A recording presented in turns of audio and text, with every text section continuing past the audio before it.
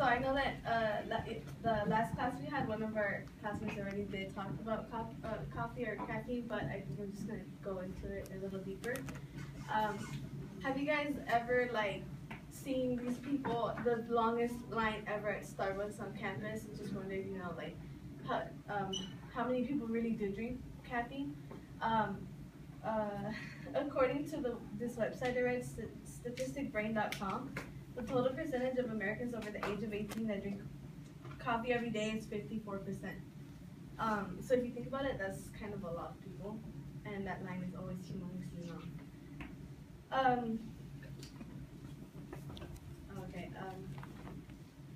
I would like to share some background about coffee because I do drink coffee a lot, and I was just sitting down and I was thinking, like, what are the effects of it? And I've been drinking it for so long that I don't feel the jitteriness or awake anymore. I can just fall asleep after having one big cup of it. So first, I'm gonna go into the negative effects of coffee, and then I will proceed with the positive effects, and then lastly, I will discuss about how addicting it can become. And the negative effects, it could mess up your stomach with your hydrochloric acid. And hydrochloric acid is basically when you eat a big meal, it's supposed to help you digest the food. So when you drink a lot of caffeine, you're producing a lot of hydrochloric acid, and so when you eat a big meal, you won't be able to digest it as fast or as normally as you would. Sometimes coffee, it can cause heartburn. So when you drink it, you kind of feel sick and you feel this burning sensation right here, and it just feels disgusting.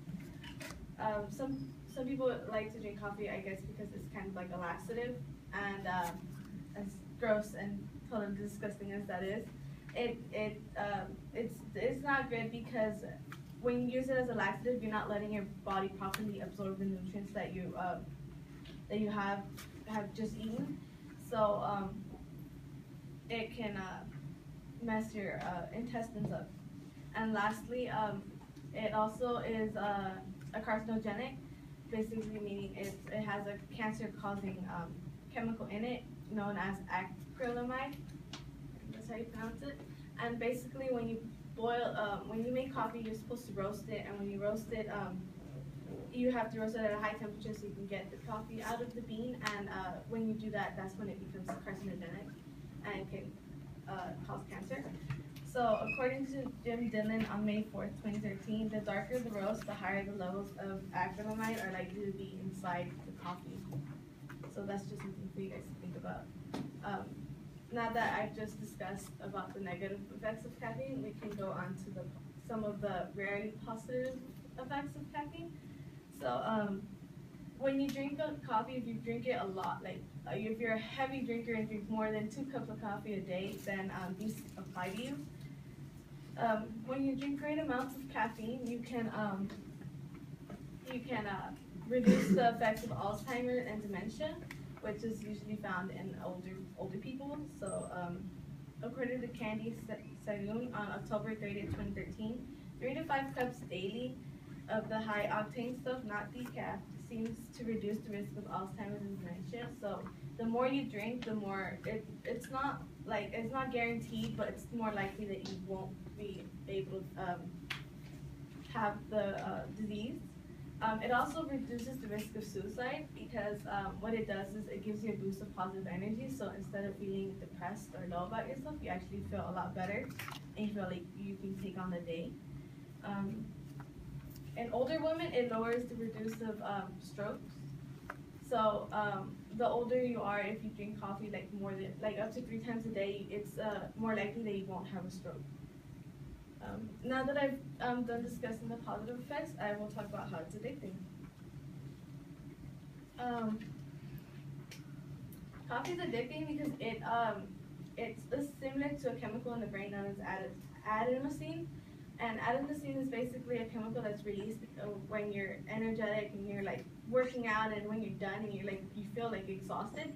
That's basically adenosine, and it's supposed to make you feel tired so you can rest and your body can replenish itself. So when you drink coffee, since they're the same they look alike. Coffee takes the place of in the receptors in your brain of adenosine, which causes you to feel jittery and you feel like you can't sleep anymore.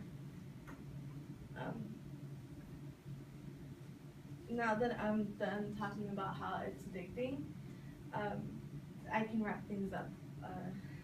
These main points are only a few that that can affect you in positive, negative, and addicting ways.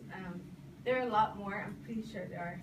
I mean, and I don't know if it's a myth or not, but supposedly it stunts your growth. I'm not really sure if that's true. I first talked about how it's negative, and then I talked about how it's positive, and finally I talked about how it becomes addicting.